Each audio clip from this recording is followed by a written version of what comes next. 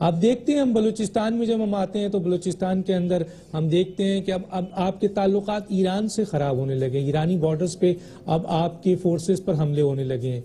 दूसरी तरफ हम खुद बलूचिस्तान के अंदर इवन कई बॉर्डर्स के अंदर हम अफगानिस्तान के जो है वो झंडे लहराते हुए देखते हैं। इलाका पाकिस्तान का है, हुकूमत की रेट पाकिस्तान की है, लेकिन झंडे अफगानिस्तान के लहराए जा रहे हैं वहाँ पे। और जिस तरह की बलूचिस्तान की हालात है, इस तरह से आप अगर आगे देखें तो हमें जो सूरत हाल नजर आ रही है वो ये नजर आ रही है कि अफगानिस्तान के अंदर जो इस वक्त हुकूमत आ गई है वो हुकूमत कहते हैं प्रो इंडियन हुकूमत है, और ईस्टर्न एंड वेस्टर्न बॉर्डर हमारा दोनों हमारे लिए खतरा बन चुका है। और ऐसी सूरत हाल में हम देखते हैं कि आज भारत जो धमकियां देता है, एलओसी पे फायरिंग करता है, अब हमें वो डिक्टेशन भी देता है कि हमें किस तरीके से मूव करना है, हुर्रियत पसंदों से मिलना है, नहीं मिलना है, दो बायलैटरल बात करना है, नहीं बात करना है। क्या वजूहत है कि आज भारत जो है मोदी के आने के बाद और यहाँ नवाज शरीफ साहब की मौजूदगी में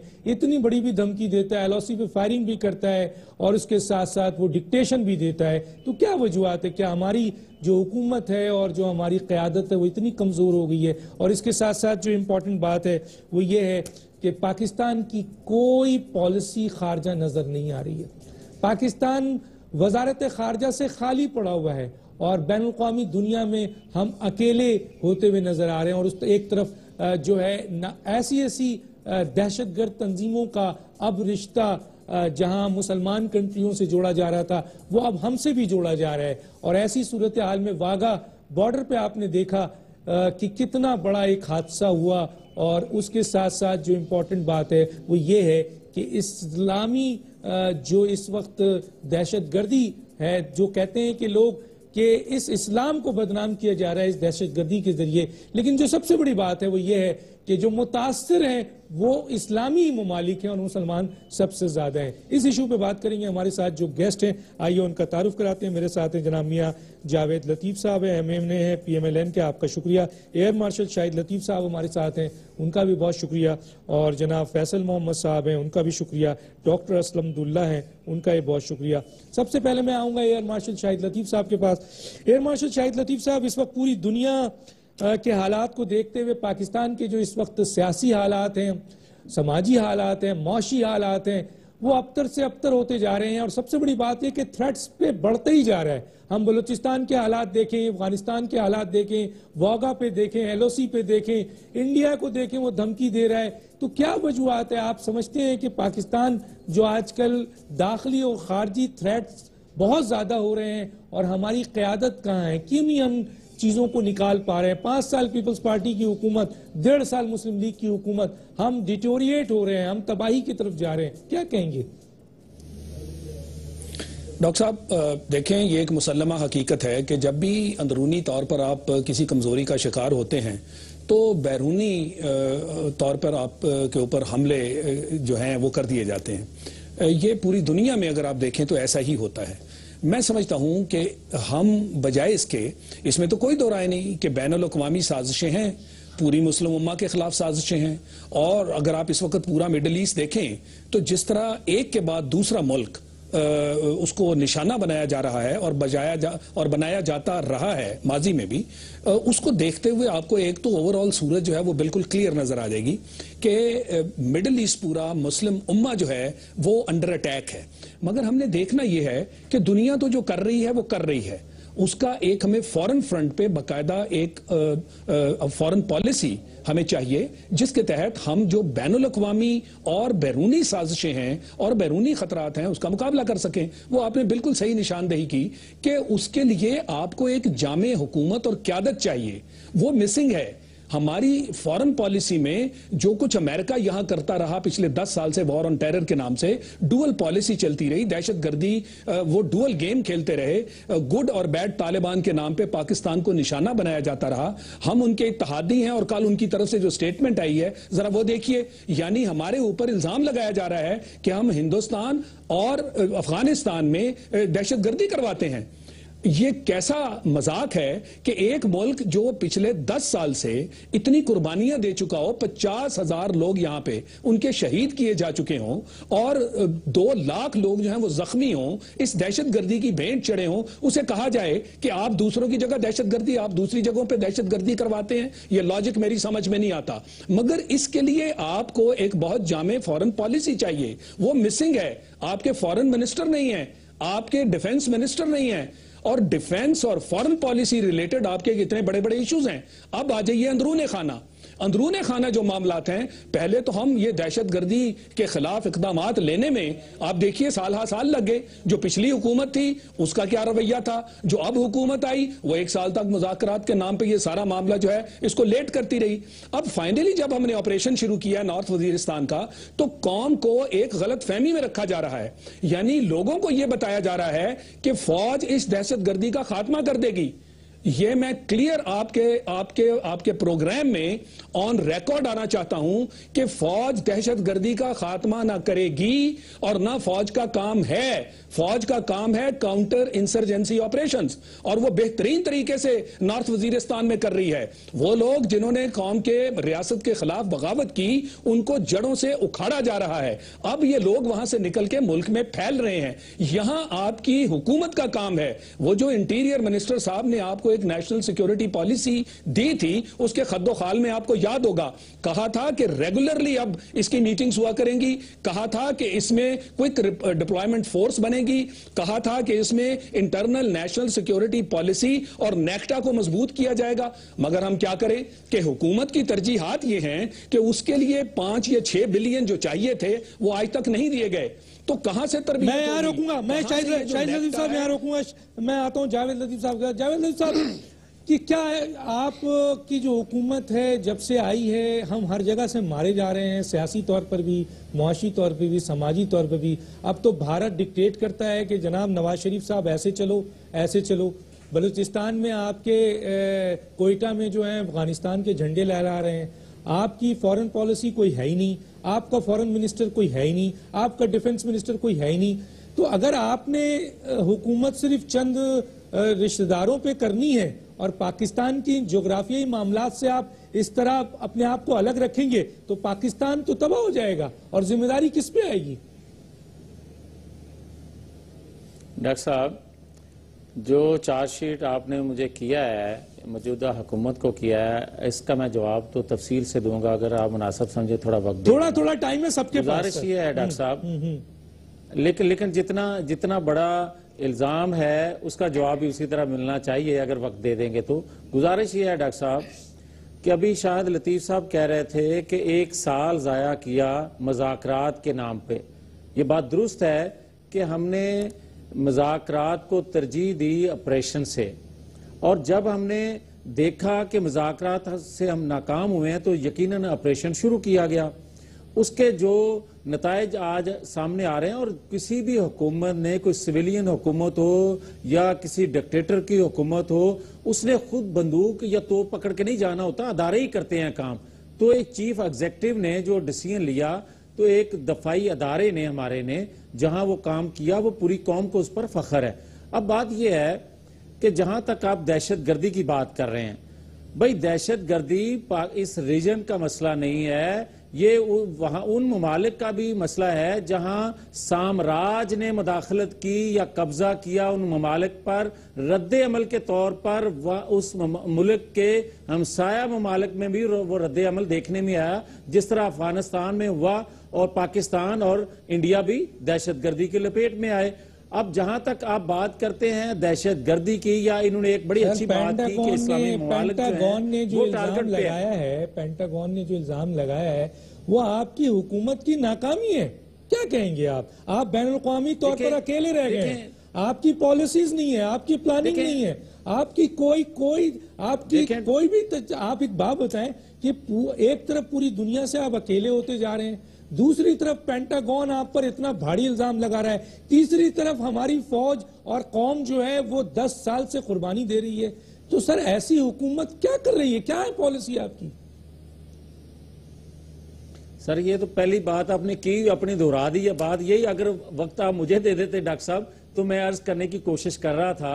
गुजारिश ये है डॉक्टर साहब, खुदा के लिए ये बात को समझने की कोशिश करें, किसी तौर पर भी ब्लेम गेम से हम बाहर आए, जो हकायक हैं उनको सामने रखते हुए अगर हम बात करेंगे तो पाकिस्तान के मसाइल का हल निकल सकेगा। पाकिस्तान की जो अभी फिर मैं बात करता हूं पाकिस्तान के दाखिली मामलात पर। पहले देखें, पाकिस्तान के अंदर जो दहशतगर्दी हो रही है वो फिरका वाराना भी है, लिसानी बुनियादों पर सियासत करने वाली जो जमातें हैं उनके अस्करी विंग भी कर रहे हैं, भत्ताखोरी, लैंड माफिया, वो मंशियात फरोश और मुख्तलिफ किस्म के जो जराइम पेशा लोग थे वो अब बढ़ते बढ़ते अस्तहा बन गए हैं, वो दहशतगर्दी का रूप धार चुके हैं। बलोचिस्तान हो, कराची हो, पाकिस्तान के दीगर जो इलाके हैं उनमें हो, अगर आप इनको और पाकिस्तान के अंदर 25 साल से जो दहशतगर्दी हो रही है वो बेनाम थी, बेरंग थी, बेशक्ल थी। इस हुकूमत ने उसकी शक्ल भी दी, आइडेंटिफाई भी किया। और ये भी मैं अर्ज करता जाऊं कि पाकिस्तान में जो फिरका वारियत हो रही है, इसकी जो फंडिंग हो रही है, ये पेट्रो डॉलर रखने वाले जो ममालिक हैं वो भी पाकिस्तान के अंदर जो है वो फिरका वारियत के लिए इन्वेस्टमेंट कर रहे हैं, फंडिंग कर रहे हैं। और ये देखें, पाकिस्तान के चारों तरफ से जो हम पर इल्जाम लगता रहा है डॉक्टर साहब कि हम दूसरे ममालिक में मुदाखलत करते हैं, बहती गंगा में वो भी हाथ रंग रहे हैं।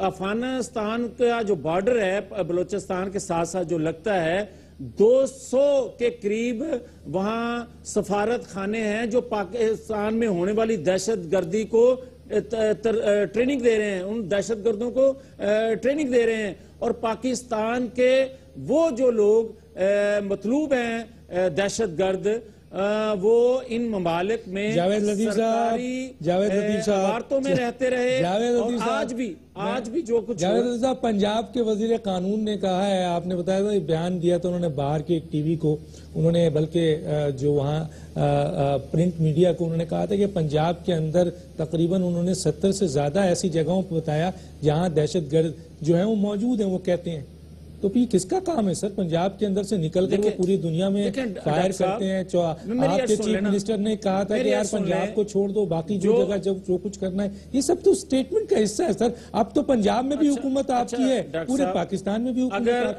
अगर फिर आपने ये सुना है तो आपने यकीनन ये भी सुना होगा, कल नरेंद्र मोदी को बड़ा दयानतदार और ईमानदार कहा गया और उसकी बड़ी तारीफ की गई। और उस वक्त क्या तारीफ की गई जिस वक्त पाकिस्तान के बॉर्डरों पर कशीदा सूरत हाल है, पाकिस्तान के अंदर गोलाबारी हो रही है, वाघा बॉर्डर पर। बिल्कुल आपने सही कहा। अगर किसी ने नरेंद्र मोदी की तारीफ की है, किसी ने नरेंद्र मोदी की तारीफ की है सर, तो यकीनन उसको कंडेम करना चाहिए। लेकिन सर आप अपनी जिम्मेदारी से तो नहीं हट सकते ना हुकूमत। मैं ब्रेक में जा रहा हूँ, एक्चुअली मैं ब्रेक में जा रहा हूँ, मेरे साथ दो बहुत अहम गेस्ट भी हैं, मैं आपका पॉइंट ऑफ व्यू लूंगा सर। नाज़रीन एक छोटा सा ब्रेक, मैं चाहता हूं कि मैं ज्यादा से ज्यादा अपने गेस्ट को मौका दूं कि वो बात करें। एक छोटे से ब्रेक पे वापस आते हैं।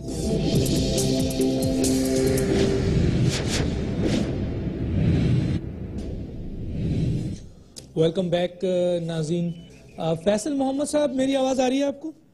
जी डॉक्टर साहब। फैसल मोहम्मद साहब, क्या कहेंगे ये जो दहशतगर्दी पाकिस्तान की तरफ चारों तरफ से बढ़ती हुई आ रही है, दाखिली तौर पर भी और बैरूनी तौर पर भी? अभी आपने देखा कि जो वाघा सरहद पे जो हुआ जिसमें कई मासूम लोगों की जानें जो हैं वो गई हैं, इसको आप कैसे देखते हैं जो ये अटैक हुआ है?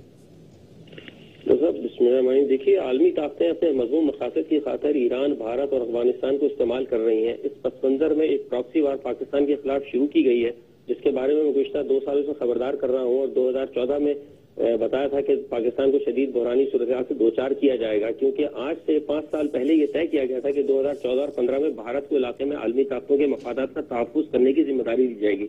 इस पस मंजर में इंतहाई जरूरी होगा कि पाकिस्तान को इंतहाई गैर मुस्तहकम किया जाए और यहाँ पे ऐसी हुकूमत लेके आए जो कि प्रो भारत हो। अब यही बात है कि इसी वजह से पाकिस्तान में आज में दाइश की शमूलियत, तालिबान में की जो उसका ऐलान है और ईरानी सूबा सिस्तान में पाकिस्तान मुखालिफ सरगर्मियों का जो मरकज और जिंदुल्ला की जो कार्रवाइयां, वो सब असल में इसी पस मंजर, इसी प्रोग्राम के तहत है।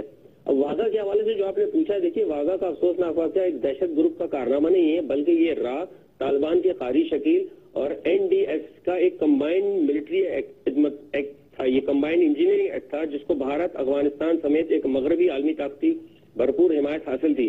इस अफसोसनाक वाकये की 3 वजूहत थी डॉक्टर साहब। पहला ये कि दहशतगर्दी फैलाकर आवाम में मायूसी पैदा करना, दूसरी जानिब पाक अफवाज की जानिब से जो कामयाब ऑपरेशन ज़र्ब-ए-अज़्ब हो रहा है, इससे सवालिया निशान लगाना, तीसरा ये कि भारत और अमेरिका के लिए जवाब पैदा करना कि वो पाकिस्तान को दहशतगर्द सरजमीन साबित करें। और इसके फौरन बाद ही आप देखेंगे कि 2 दिन बाद ही पेंटागन की रिपोर्ट आ गई, जिसमें पाकिस्तान को मुरद इल्जाम ठहराया। और इसी के साथ साथ मजेदार बात यह है कि अरुण जेटली ने भी ये पाकिस्तान की बड़ी सख्त मजम्मत की। तो ये जनाब असल में मसला वही है जो पहले आप बात कर रहे थे, हमारे पास जो हुकूमत है उसका, हमारी हुकूमत का कोई भी सवाल से अभी भी कोई स्टैंड नहीं आ रहा। आज देखिए कि पाकिस्तान के कल वजीर जो खारजा है, उन्होंने कहा कि हमें अरुण जेटली का बयान नाकाबिले कबूल हमारे लिए है। हालांकि नाकाबिले कबूल का लफ्ज नहीं होना चाहिए था, उसके लिए होना चाहिए था हमें उसकी मजम्मत करनी चाहिए थी। तो बुनियादी तौर पर ये जो कुछ हो रहा है डॉक्टर साहब, ये एक प्री प्लान के तहत हो रहा है, जिसके बारे में मैंने आपको बताया था कि पाकिस्तान के खिलाफ एक प्रॉक्सी वॉर की जा रही है। अब ये हमारी हुकूमत का काम है कि इस हवाले से क्या करती है। ठीक है, मैं डॉक्टर अब्दुल्ला साहब की तरफ आता हूं। Doctor Abdullah editor in chief America Muslim observer हैं, एक बड़ा नाम है। अब्दुल्ला साहब, मैं आपसे ये पूछना चाहूंगा कि ये जो दहशतगर्दी है, इससे पूरे इस्लाम को बदनाम किया जा रहा है और इसके साथ साथ उन ममालिक को जो कि इस्लाम का किला समझे जाते हैं, उनको हिट भी किया जा रहा है। कैसे देखते हैं आप इसको? देखिए, शुक्रिया डॉक्टर साहब। हर कौम और हर मुल्क को अपने मकासद, अपने मफादात और अपने अगराज मुतय्यन करने का हक है और हर कौम उसकी बुनियाद पर अपना एक मंसूबा बनाती है। हर मुल्क अपना उसके लिए, क्या मुस्लिम ममालिक के पास अपने मकासद, अपने अगराज, अपने मफादात के लिए कोई मंसूबा है? मुज़ाहिर ऐसा नजर नहीं आता। इस कैफियत में हो ये रहा है कि जिसका दिल चाह रहा है और जिसका सर में सींग समाया हुआ है, वो उठ के खड़ा होता है और इस्लाम के नाम के ऊपर जो दिल चाहे वो बकना शुरू कर देता है। तो बुनियादी तौर से जो मसला हो रहा है वो ये है कि इस्लाम को हर मकसद के लिए इस्तेमाल कर रहा है। हुक्मरान अपने मकसद के लिए इस्तेमाल कर रहे हैं, मुखालिफ पार्टियां अपने मकसद के लिए इस्तेमाल कर रही हैं, दहशतगर्द गिरोह अपने मकसद के लिए इस्तेमाल कर रहे हैं, बैरूनी क़ुव्वतें अपने मकसद के लिए इस्तेमाल कर रहे हैं। इसलिए कि मुसलमानों ने मजमूई तौर से अपने किसी मफादात को मुतय्यन नहीं किया है, अपने कौम के मफादात को मुतय्यन नहीं किया है, अपने मुल्क के मफादात को मुतय्यन नहीं किया है। हम कैसे कह सकते हैं कि मफादात मुतय्यन है, जबकि अभी भी पाकिस्तान ही क्या दुनिया के किसी भी मुस्लिम मुल्क में वक़ार इंसानी की जो तौहीन होती है, एक बुनियादी मसला कि इंसान को बाइज़्ज़त जिंदगी गुजारने का हक है, वह आज भी मुसलमानों की अक्सरियत उससे महरूम है। तो बुनियादी बात यह है कि हमारे कोई मफादात मुतय्यन नहीं है। और फिर ये लोग जो इस्लाम की बात कर रहे हैं, ये डॉक्टर साहब की लाइन ड्रॉप हो गई है। एयर मार्शल शाहिद लतीफ साहब, क्या कहेंगे? अब जाहिर है कि पॉलिसी तो हुकूमत ने बनाना है और रियासत और हुकूमत का काम है कि ना सिर्फ वो ऐसे इक़दामात करे जिससे मुल्क महफूज हो, आवाम की जान और माल महफूज हो, लेकिन मुझे शाहिद जावेद लतीफ साहब की बातों से ये लग रहा है कि वो शायद अंडर प्रेशर आ गए हैं और दहशतगर्दों को वो कह रहे हैं कि वो उनका राज हो गया, अब हम क्या करें। क्या कहेंगे आप? डॉक्टर साहब देखें, अगर हुकूमत के जो रिप्रेजेंटेटिव हैं वो यहाँ बैठ के ये कहेंगे कि जी ये मसला है, अमेरिका हमारे साथ क्या कर रहा है, मुख्तलिफ ममालिक हमारे हमसाये हमारे साथ क्या कर रहे हैं, ये रोना धोना तो हमें करना चाहिए। हुकूमत के जो यहाँ पे रिप्रेजेंटेटिव हैं वो मेहरबानी करें, इस कौम को सोल्यूशन दें कि आप अगर इस तरह का बुछाड़ आपके ऊपर हमलों की है तो आप क्या कर रहे हैं। आपने उन हमलों को रोकना है, मैंने और आपने नहीं रोकना। हम यहां बैठ के ये रोना नहीं रो सकते कि इंडिया ये कर रहा है, अफगानिस्तान ये कर रहा है, हमारे साथ इजराइल ये कर रहा है, हमारे साथ अमेरिका ये कर रहा है। ये तो मेरे और आपके रोने हैं जो हम रो रहे हैं, मगर इसके खिलाफ आपने अपना दिफा कैसे करना है और इसके अंदर आपकी पॉलिसीज कहां हैं। मैंने अभी आपको जिक्र किया, नेशनल सिक्योरिटी पॉलिसी के अंदर आपकी एक्सटर्नल सिक्योरिटी और इंटरनल सिक्योरिटी दोनों हैं। हमने दिफा अपना कैसे करना है एक्सटर्नल एग्रेशन के खिलाफ, और ये तो जाहिर है, ये गेम तो हम सबको नजर आ रही है कि सब तोपों का रुख हमारी तरफ है, पाकिस्तान उसका मेन निशाना है। आप एक एटमी पावर हैं, जबकि मिडिल ईस्ट और ओवरऑल मुस्लिम ममालिक इसका टारगेट हैं, खासकर पाकिस्तान इसका टारगेट है।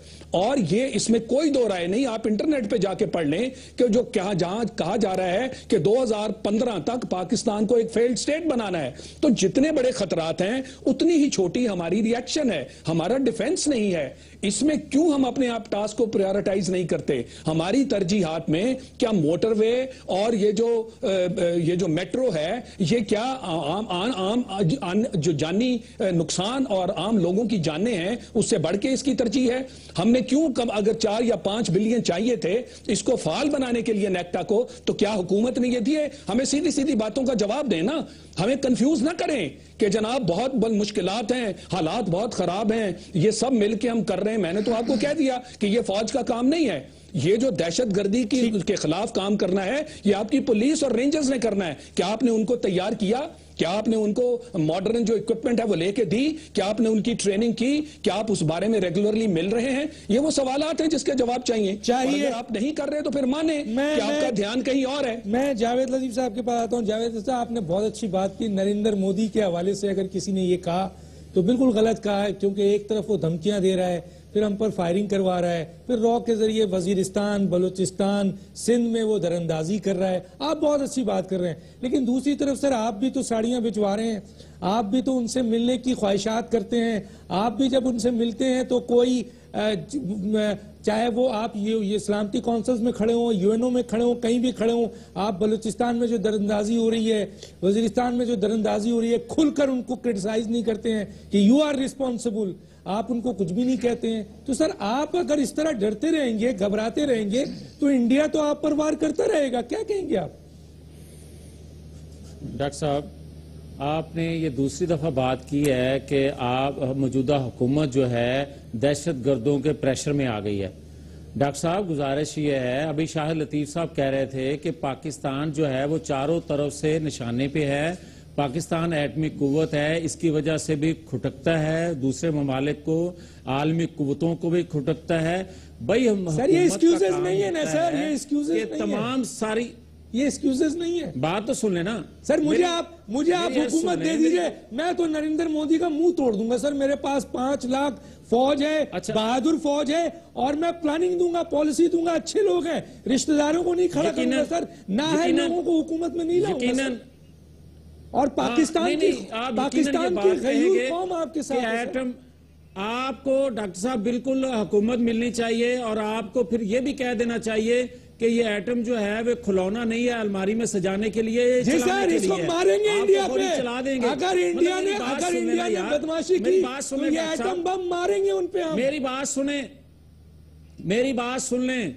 बात ये है कि बड़े बड़े दावे करना, ऐलान करना एक तरफ, अच्छा कप्तान, अच्छा जनरल वही होता है जो रास्ता बनाए, अपनी फौज को भी एक सेफ तरीके से वहां से लेकर निकले। दो मासूम पाकिस्तानियों को जिंदा जला दिया गया, 2 मासूम पाकिस्तानियों को जिंदा जला दिया गया आपकी हुकूमत में। सर किस बात की आप प्लानिंग की बात कर रहे हैं? कहां की आप लॉ एंड ऑर्डर की बात कर रहे हैं? कहां की आप अच्छे कप्तान की बात कर रहे हैं? अच्छा डॉक्टर साहब, अभी आप बात करते हैं दहशतगर्दी की, फिर आप बात कर रहे हैं 2 मासूमों की। मुझे पहले जो 50,000 के करीब मासूम मर गए हैं, मुझे उनकी भी बात कर लेने दें।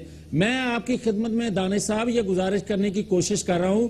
अभी जो आपने डॉक्टर साहब की बात सुनाई, उन्होंने ये फरमाया कि ये प्रो इंडिया गवर्नमेंट बना दी गई है, ये आलमी साजिश हुई है।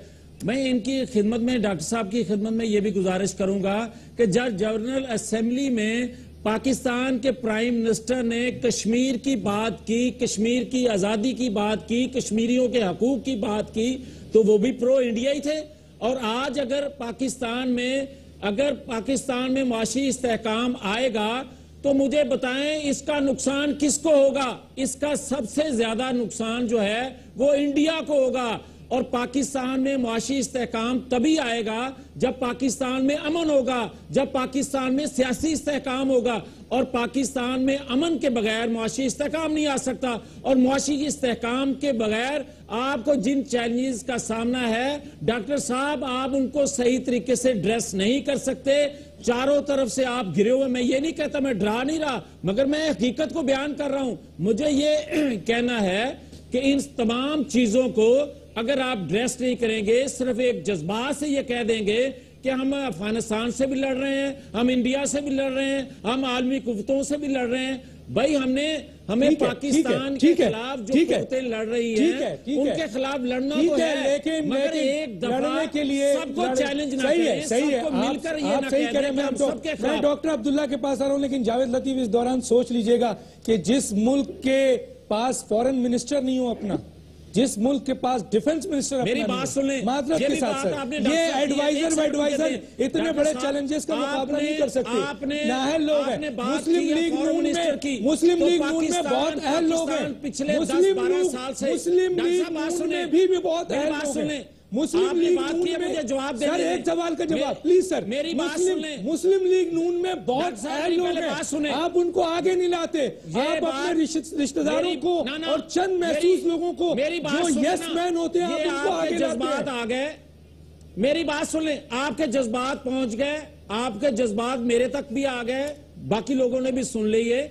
मगर डॉक्टर साहब, पिछले 10-12 साल से जिस तरह पाकिस्तान सफारती तन्हाई का शिकार था, मौजूदा हुकूमत की बेहतर सफारत सर खुदा के लिए मैं आगे अभी पूछ लेता हूं, मैं पूछ लेता हूं डॉक्टर अब्दुल्ला से आता हूं। डॉक्टर अब्दुल्ला 10,000 मेगावाट बिजली पैदा करने का चीन अगर डॉक्टर अब्दुल्ला आप वहां बैठे हुए हैं, आप कैसे देखते हैं कि पाकिस्तान बैनुल-अक़वामी तौर पर हमें तो अकेला नजर आ रहा है, आप क्या समझ रहे हैं कि वाकई क्या कहते हैं आप? न मालूम मेरी बात कहाँ खत्म हुई, लेकिन अजीब अलमिया है कि हिंदुस्तान की क़यादत वो शख्स कर रहा है जो एक खूनी है और एक कातिल है, जिसने कि 2002 में मुसलमानों के खून से हाथ रंगे हैं। और दुनिया की कोई क़ुव्वत इंक्लूडिंग पाकिस्तान इस मकाम पे नहीं है कि खड़े होकर उस मोदी से ये कह सके कि पहले अपने हाथ साफ करो, पहले उन लोगों को हक दो जिनको कत्ले आम तुम्हारे दौरे हुकूमत में हुआ है गुजरात में 2003 में। ये तो कैफियत है क़यादत की कि वो हमेशा एक दिफाई अंदाज से बात करती है, उस अंदाज से बात नहीं करती जिस अंदाज से बात करना चाहिए कि कातिल और खूनी हिंदुस्तान की गुजरात आजमा पे कायम है। और उसकी पार्टी का एजेंडा बुनियादी तौर से यही है कि मुसलमानों को सेकंड क्लास सिटीजनशिप दी जाए हिंदुस्तान में, वो चाहे कुछ भी कहते रहे। तो ये तो कैफियत है। अब रह गया मामला पाकिस्तान के उसका, तो पाकिस्तान की क़यादत खुद इसकी जिम्मेदार। कोई दुनिया जो है साजिशें करके पाकिस्तान की आवाम को अपने मर्जे में नहीं ला सकते जब तक कि पाकिस्तान की क़यादत खुद उसके लिए तैयार ना हो। और पाकिस्तान की क़यादत मुस्तकिल तौर से हिमाकतों पर हिमाकतें किए चली जा रही है। यहाँ वजीर आते हैं और आने के बाद जिस किस्म की रंगलियां मनाते हैं उससे वो क्या इंप्रेशन छोड़ के जाते हैं यहाँ के लोगों के ऊपर। जिस उनके बयान देते हैं उनको तो गुफ्तगू करने का अंदाज भी नहीं है किस तरह से वो कोई कायदे की बात कर सके और अपना दफ्तर नजर दूसरों तक पहुंचा सके। ये क्या बात कर रहे हैं लोग, किस किस्म की बात कर रहे हैं? तो अपने आवाम की और फिर इसी इशू को लीजिए जो आपने उठाया, दो बेगुनाहों को जिंदा जलाने के उसके ऊपर जो बयानात हैं उसके सिवाय तेजी हो रही है पाकिस्तान की दुनिया के दीगर ममालिक में और इंसानी हुकूक के सर्विस में, और कुछ नहीं हो रहा। कोई कायदे से बयान देने वाला भी नहीं है।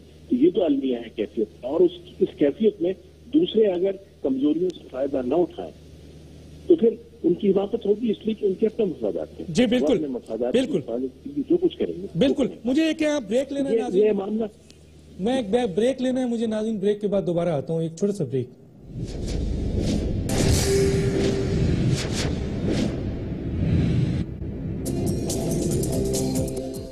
वेलकम बैक नाज़रीन। फैसल मोहम्मद साहब, आपने डॉक्टर अब्दुल्ला की बात सुनी जो कि इस वक्त इंटरनेशनली पूरी दुनिया को वॉच कर रहे हैं। अमेरिका में बैठ के उन्होंने पाकिस्तान की 7 साला सियासी क़यादत की हुकूमत का जो नक्शा खींचा है वो आपके सामने है। आप समझते हैं कि इन सियासी कुव्वतों ने, सियासी हुकूमतों ने पाकिस्तान के इमेज को बहाल किया है या खराब किया है, या इनकी कोई पॉलिसी आपको दुनिया में नजर आती है अपने मुल्क के लिए? डॉक्टर साहब, बुनियादी तौर पे जो बात कही है उन्होंने बिल्कुल दुरुस्त है, इसमें कोई दो राय नहीं है कि साबिका हुकूमतें जो हैं पीपल्स पार्टी की हुकूमत थी और वो भी अपना इसमें किरदार अदा करने में नाकाम रही। और मौजूदा जो खैर हुकूमत है इसका तो खैर आपको मैं पहले ही कह चुका हूँ कि ये तो इसमें कोई दो राय नहीं। मैं पहले भी कहा था और मेरी बात की तस्दीक भी हो चुकी कि ये हुकूमत लाई गई है खासतौर पर अपने मकासद की खातिर। मैं बार बार कह रहा हूँ और डॉक्टर साहब ये बिल्कुल सही है कि अगर हमारी हुकूमतें देखिए, अगर हुकूमतें अगर मजबूत होंगी, हुकूमतें अगर अपना किरदार अदा करेंगी तो गैर मुल्की ताकतें कभी भी अपने जो भी है टारगेट या जो कुछ भी हुसूल अपने अहदाफ कभी भी मुकम्मल नहीं कर सकती। बुनियादी तौर पर देखना ये होता है कि हुकूमतें अपने अपने अहदाफ को, अपने मकासद को देखें। लेकिन हमारे यहाँ हुकूमतें जो खासतौर पर जो मौजूदा हुकूमत है, जैसे आपने खुद कहा अभी और आप बार बार पहले भी प्रोग्रामों में आप कहते रहे कि देखिए हम एक बहुत अहम इस्लामी मुल्क है, हम एक न्यूक्लियर ताकत है, हमारा एक बहुत बड़ा हमारी एक पॉलिसी होनी चाहिए इस खत्ते के अंदर, लेकिन हमारी कोई पॉलिसी नहीं है, हमारा कोई वजीर खारजा नहीं है। उसकी वजह यह है कि हम एक डिक्टेट पॉलिसी को लेकर चल रहे हैं। और डॉक्टर साहब आज मैं एक आलमी मुज़ाकरातकार की हैसियत से आपके इस टेलीविजन के हवाले से, आपके इस अहम प्रोग्राम के हवाले से मैं ये बात बताना चाहता हूँ कि पाकिस्तान में जितनी भी दहशतगर्दी की वारदातें होती हैं इसमें 70% जो है हाथ बैरूनी ताकतों का आता है और 30% हमारे अंदरूनी लोग होते हैं, जो कि हमारी हुकूमत की नाकामी है। तो लिहाजा मैं डॉक्टर साहब की बात से बिल्कुल मुत्तफिक हूँ कि पाकिस्तान की हुकूमत जो है बिल्कुल इस वक्त मौजूदा हुकूमत अपना कोई किरदार नहीं अदा कर रही और पाकिस्तान बैनुल अक़वामी तौर पर मुकम्मल तनहा है, इसमें कोई दो राय नहीं। ठीक है, मैं आता हूँ जनाब एयर मार्शल शाहिद लतीफ साहब, आपके पास आने से पहले, क्योंकि वो हुकूमत के आदमी हैं, उनको सुनते हैं, फिर मैं आपकी तरफ आता हूँ। जावेद लतीफ साहब, मैं आपकी तरफ आ रहा हूँ। आपने उस तज्जिया निगार की बात भी सुन ली जो इंटरनेशनली रवाबित रखते हैं, उनका स्टेटमेंट भी है। उस मुबस्सिर की बात सुन ली जो अमेरिका में बैठकर पूरी दुनिया को वॉच कर रहे हैं। क्या कहेंगे आप? डॉक्टर साहब, मैंने दोनों हजरात की भी बात सुनी, मैंने आपके जज्बात को भी सुना। गुजारिश ये है मुझे डॉक्टर साहब कि आप एक तरफ ये कह रहे हैं कि पाकिस्तान चारों तरफ से घिरा हुआ है आलमी साजिशों के नतीजे में, और पाकिस्तान के अंदर से भी साजिशें हो रही हैं। आपके जज्बात ये हैं कि जो न्यूक्लियर पावर हम हैं वो चला दें। दूसरे के जज्बात ये हैं कि हम पिछले 10-12 साल से जिस करब से गुजर रहे हैं उनको भी ड्रेस ना किया जाए। जो मौजूद ये दोनों हजरात बात कर रहे हैं, ये फरमान इनका ये है कि मौजूदा हुकूमत जो है ये प्रो इंडिया हुकूमत है। मैं इनकी खिदमत में ये गुजारिश करना चाहता हूँ डॉक्टर साहब कि जब नवाज शरीफ अपोजिशन लीडर थे 96 में, जब बॉर्डरों के साथ इंडियन फौजें लग गई थी, तो ये जो जज्बात जिनका आपने इजहार किया, उस वक्त पाकिस्तान एटमी कुव्वत डिक्लेयर नहीं हुआ था, मगर नवाज शरीफ ने नीला बट के मकाम पर खड़े होकर यह कहा था कि दुनिया ये जान ले कि हम एटमी कुव्वत हैं, और अगर ये पाकिस्तान के अंदर मदाखलत बंद ना की गई तो फिर ये एटम, हम जो एटमिक कुव्वत बने हैं, ये चलाने के लिए, ये अलमारी में सजाने के लिए नहीं है। ये उस वक्त उन्होंने कहा। तो मुदाखलत तो हो रही है ना सर, में है मुदाखलत तो हो रही है ना। मेरी बात सुन लेना, मेरी बात मुदाखलत तो हो रही है ना सर। आप ही गुजारिश ये है कि ये आपके जज्बात की अक्कासी उन्होंने उस वक्त की जब वो अपोजिशन लीडर थे, और जब हुकूमत में आए तो 1998 में फिर उन्होंने एटमी तजर्बा करके दिखाया, जो प्रो इंडियन की बात कर रहे हैं ये। और आज अगर प्रो इंडियन होते तो फिर जनरल असेंबली में जो उनकी कश्मीर के हवाले से गुफ्तगू थी वो ये ना होती, और आज दुनिया के वो ममालिक पाकिस्तान के जावेद साहब एक सवाल करूं ना करते, जावेद साहब एक सवाल करूं की सलामती के खिलाफ जावेद साहब एक सवाल तकलीफ है, एक छोटा मुझे बड़ी इस बात पे तकलीफ है। ये बात एक छोटा सा सवाल करूं जावेद साहब, अगर ये बात करते एक छोटा सा सवाल, ये नाहली है जावेद साहब, एक छोटा सा सवाल करूं तो मुझे ये बात हजम हो जाती है। मगर जब ये बात करते हैं ये प्रो इंडियन है, ये प्रो इंडियन हुकूमत है, तो इससे बड़ा सफेद झूठ पाकिस्तान की तारीख में अच्छा, एक छोटा सा सवाल ये बात कर रहे हैं। मार्शल साहब की तरफ जाना है। यूएनओ की कितने, जब से मियां नवाज शरीफ साहब आए हैं, यूएनओ के कितने खिताबात किए उन्होंने? एक किया या दो किया? मेरी अर्ज सुन लें। नहीं, मैं पूछ रहा हूं, एक किया या दो आपकी किया? खिदमत में अर्ज करने की कोशिश कर रहा हूं। मैंने जो सवाल पूछा उसका जवाब देना सर। पाकिस्तान के जो दाखिली दो किया या एक किया है? पाकिस्तान जिस कर्म में फंसा हुआ है, पूछ रहा हूं, दो किया या एक किया? अपने घर को तो ठीक कर लें। 30% पाकिस्तान के अंदर से मुदाखलत है, 70% बाहर से है। दो किया है या एक किया है, मुझे बताएं ना। 80% मुदाखलत है कितने, और जब तक पाकिस्तान देखें दो यूएनओ के कितने इजलास से खिताब किया है 1.5 साल में? एक सेकंड मेरी बात सुने ना सर। मेरा आज सवाल, जब चीन पाकिस्तान के प्राइम मिनिस्टर जा रहे थे तो किस मौके पर कहा गया कि नरेंद्र मोदी जो हैं वो बड़े दयानतदार हैं, ईमानदार हैं? ये टाइमिंग तो देखें, किस टाइमिंग पे क्या गुफ्तगू कौन कर रहा है और बात की जा रही है ये प्रो इंडियन। सर अगर मुझे थोड़ा सा मेरा सवाल का जवाब देंगे या मैं मार्शल की तरफ? प्रो इंडियन है जी एयर मार्शल साहब, मेरे सवाल का जवाब जावेद साहब नहीं दे रहे। जावेद साहब, मेरा सवाल का जवाब है कि नवाज शरीफ ने अपनी हुकूमत में आने से बाद आपके जज्बात, सर मेरे जज्बात नहीं, ये सारे पाकिस्तानियों के जज्बात हैं, ये पाकिस्तानी फौज के जज्बात हैं, मैंने वो ये बता दिया पैट्रियोटिक लोगों के जज्बात हैं। मुकाम पर एयर मार्शल साहब 1996 में ये बात हम कर चुके हैं, जो आज आप बात कर रहे हैं। क्या कहते हैं? ये मौका होता है, किस मौके पर एयर मार्शल साहब आप हुकूमत में होते हैं, एयर मार्शल साहब कि मैं एटम चला दूं। एयर मार्शल साहब चलाएंगे सर। प्राइम मिनिस्टर जो हैं, आपके प्राइम मिनिस्टर साहब जो हैं वो जनरल असेंबली से 2 खिताबात कर चुके हैं। पहले खिताब में कश्मीर क्यों नहीं था? मेरा सवाल है। मैं उसी की तरफ आ रहा हूं, कोई जिक्र नहीं था।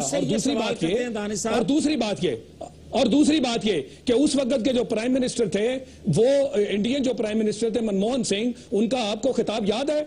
उन्होंने कैसे कहा था कि पाकिस्तान दहशतगर्दी का एपी सेंटर है, क्रॉस बॉर्डर टेररिज्म करता है? क्या हमारे पास सबूत नहीं थे वहां खड़े होकर उसको मुंह पे दिखाने के लिए, और उसी बैनुल अक़वामी बरादरी को दिखाते जिस बैनुल अक़वामी बरादरी के सामने वो पाकिस्तान को खराब कर रहे थे, जिसके सामने पाकिस्तान को दहशतगर्द करार दिया जा रहा था? ये स्टेटमेंट्स वगैरह के 86 में ये कर दिया, 90 में ये कर दिया, आज की बात करें, ये तो पिछले साल हुआ ना। अब जहां तक आप ये कहते हैं, एक तरफ तो ये जो जावेद लतीफ साहब हैं बैठे हैं और ये कह रहे हैं कि मुआशी इस्तेकाम का ताल्लुक जो है वो बाकायदा आपके मुल्क के अंदर अमन और सलामती से है। मेरा सवाल बड़ा स्ट्रेट है और पूरी बहस गुजर गई, मुझे अभी तक उन्होंने जवाब नहीं दिया।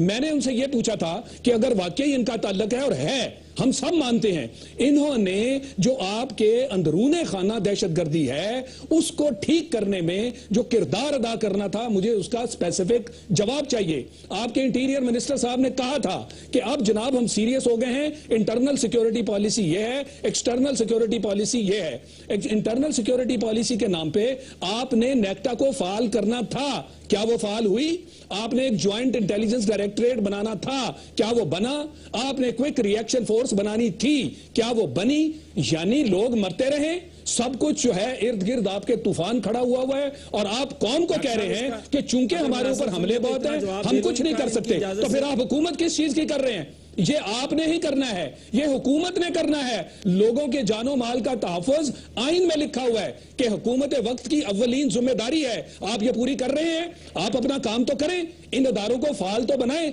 फिर हम कहें कि हाँ जो आप एफर्ट कर रहे हैं वो काफी नहीं है, उसे हमें मजीद एफर्ट चाहिए। आपने तो अभी तक अपनी पोजीशन जो है, जहां पे आप खड़े थे आज से 6 माह पहले जब आपने नेशनल सिक्योरिटी पॉलिसी अनाउंस की थी, आज वही खड़े हैं। और सारे के सारे जो फंड्स हैं, जैसे मैंने कहा, नंदीपुर के लिए 50 बिलियन जो है वो ऐड किया जा सकता है, जबकि उसने फाल होना है अगले साल। मेट्रो और मोटरवे के लिए सैकड़ों बिलियन डॉलर्स उसमें लगाए जा सकते हैं, मगर लोगों की जानो माल के तहफ़्फ़ुज़ के लिए जो आपको 5 बिलियन चाहिए थे, इस इदारे को बस आखिरी क्योंकि वक्त नहीं है, आप आखिरी जवाब दे दें, सवाल है, इसका जवाब चाहिए। खत्म करना है प्रोग्राम। जी जावेद साहब 1 मिनट है आपके पास, कुछ कहना है आपने? डॉक्टर साहब, ये शाह लतीफ साहब जो बात कर रहे हैं कि नेक्टा की जो बात कर रहे हैं अदारा बनना चाहिए, मैं तो ये कहता हूं कि ये बात दुरुस्त है। नेशनल सिक्योरिटी के हवाले से पूरी कौम को इकट्ठा होना चाहिए और दहशतगर्दों को एक पैगाम एक पेज पे होकर हमें देना चाहिए। जहां तक ये हुकूमत की बात करते हैं कि इकट्ठी है, हुकूमत ने काम करना है, उसके हुकूमत को निपटना चाहिए, तो मैं कहता हूं नेक्टा को दें या इसकी सरबराही किसी दूसरे अदारे को दें। ये वाकयातन होना चाहिए। तमाम अदारे जो हैं एक पेज पर होकर एक राब्ते से यही हुकूमत का काम होता है कि सब इदारों को एक तरफ लेके चले। जावेद लतीफ साहब आपका बहुत शुक्रिया, एयर मार्शल शाहिद लतीफ साहब आपका भी बहुत शुक्रिया, फैसल मोहम्मद साहब आपको भी शुक्रिया, डॉक्टर असलम अब्दुल्ला साहब आपका भी शुक्रिया।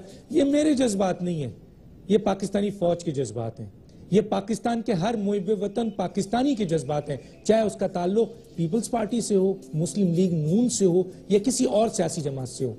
और पाकिस्तान के अंदर उस लीडर का ताल्लुक है जो ये बिल्कुल कहेगा कि हम इस्लाम को बदनाम किया जा रहा है। जैसे डॉक्टर अब्दुल्ला ने कहा, इस्लाम दहशतगर्द मजहब नहीं है, इस्लाम पुरअमन मजहब है और ये दहशतगर्द इस्लाम को इस्तेमाल कर रहे हैं। और इसी तरीके से बहुत से लोग इस्लाम को इस्तेमाल कर रहे हैं। भारत के साथ पाकिस्तान पुरअमन रहना चाहता है, बिल्कुल रहना चाहता है, लेकिन किसी दबाव के तहत नहीं, किसी बिजनेस के साथ नहीं, किसी कमजोरी की बुनियाद पर नहीं, किसी धमकी की बुनियाद पर नहीं, बराबरी की बुनियाद पर। अगर तुम LOC पे फायरिंग